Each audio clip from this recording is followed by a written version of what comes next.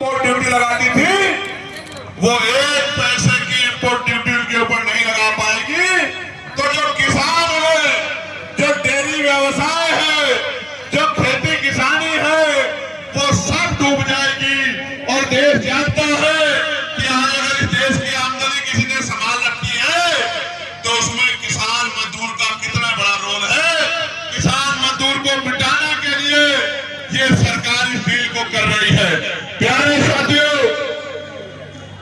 मैं मानता हूं कि चंद मित्रों के लिए, उनके व्यक्तिगत हितों के लिए देश को दांव पे नहीं लगाया जा सकता। आज हमारी सरकार ने, जो केंद्र की सरकार है, देश हित को दांव पे लगाया है, देश को बेचने की कोशिश की है। मैं बात आपको इसलिए बता रहा हूं कि जब उनके लोग आएंगे वो आपको धर्म के आधार पे, जाति के आधार पे आपकी वोट को मांगने का काम करेंगे। लेकिन 12 साल की सरकार 12 ऐसे काम नहीं कर पाई जिन पे 12 कामों पे ये कह सके कि हमने गरीबों के आंसू पोंछने का काम किया है। प्यारे साथियों, आपके सामने यूजीसी का बहुत बड़ा मामला है या नहीं है, बताओ।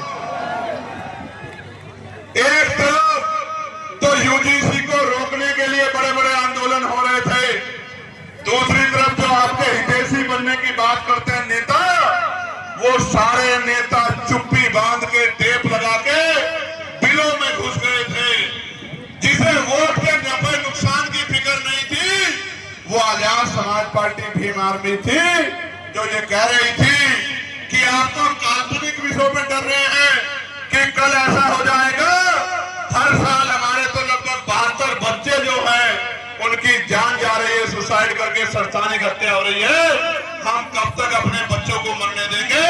एक अकेली पार्टी आजाद समाज पार्टी, एक अकेला संगठन भीम आर्मी और एक आपका मात्र नेता चंद्रशेखर आजाद, पार्लियामेंट हो या सड़क हो या फिर मीडिया के सामने सीना ठोक कर खड़ा था, जो कह रहा था कि हम अपने बच्चों की हत्याएं नहीं होने देंगे, हम यूजीसी को लागू करा कर रहेंगे।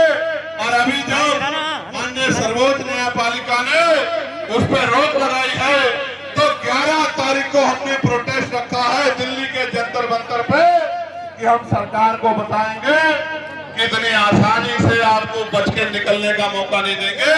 सरकार को कोर्ट में मजबूत पैरवी करनी पड़ेगी और हमारे बच्चों को की जो हत्याएं हो रही है, संस्थानिक हत्याएं, उनको रोकना पड़ेगा।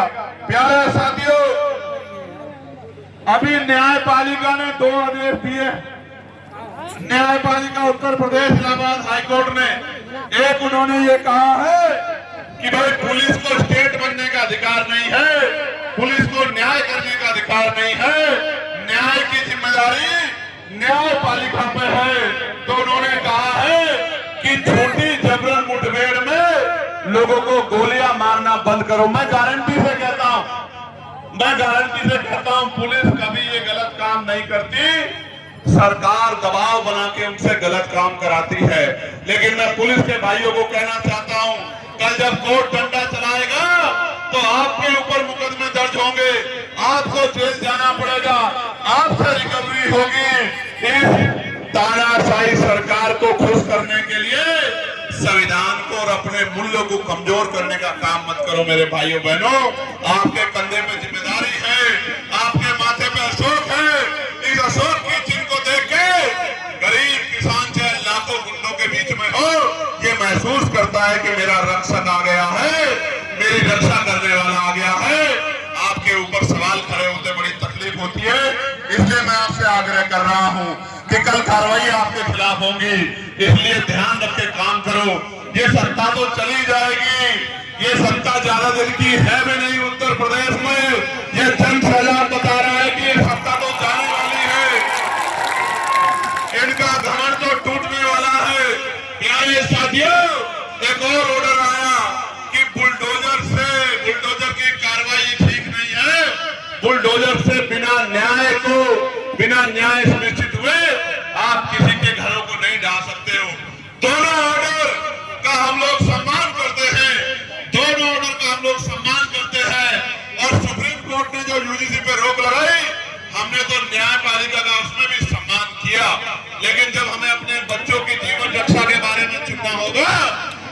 वो लोग नहीं है जो हाथ पे हाथ धर के बैठ जाएंगे।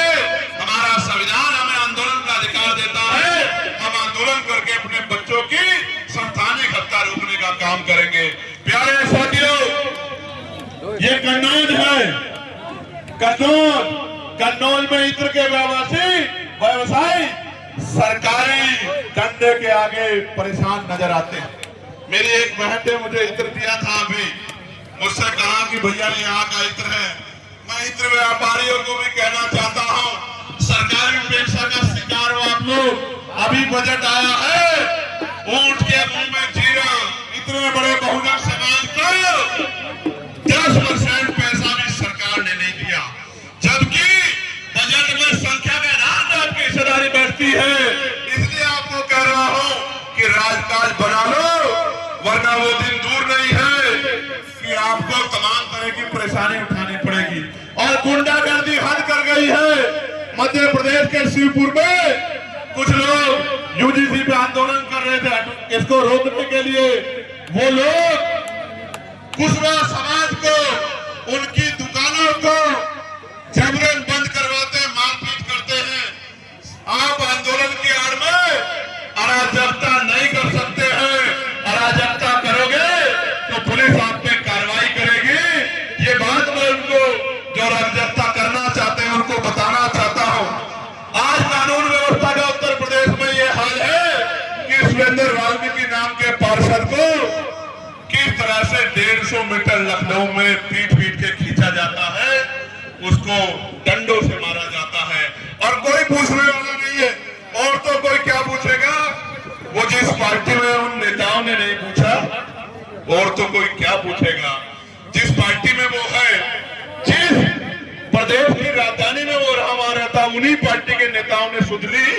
जब अपना नेता ही हाथ छोड़ दे फिर तो जुल्म होना है ही लाजमी।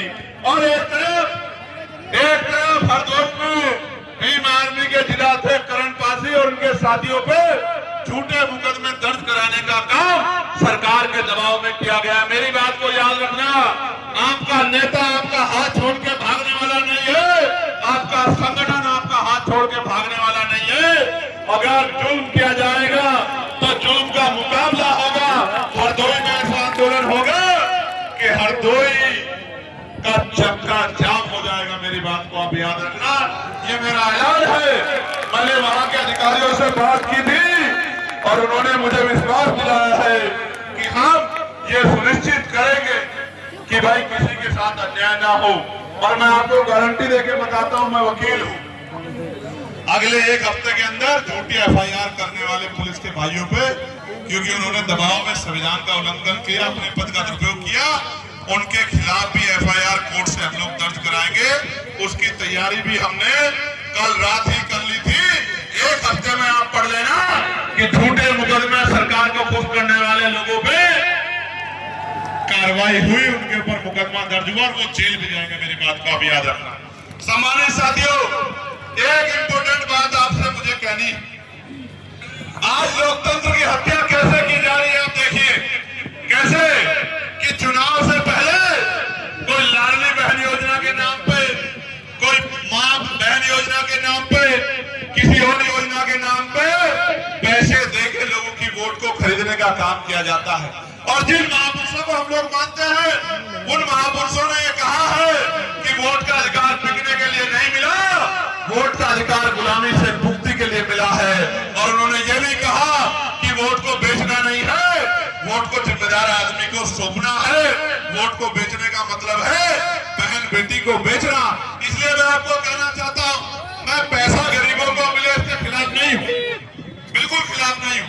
मैं तो चाहता हूं गरीबों को पैसा मिले, मैं तो चाहता हूं महिलाओं को सशक्त किया जाए। लेकिन चुनाव से पहले ही क्यों पूरे 5 साल सरकार हर महीने गरीब परिवारों को हजारों के लाखों रुपए दे, पूंजीपतियों को जो पैसा लुटाया जाता है वो गरीब परिवारों को दे। मैं उसका समर्थन करूंगा, लेकिन चुनाव के समय 2-3 महीने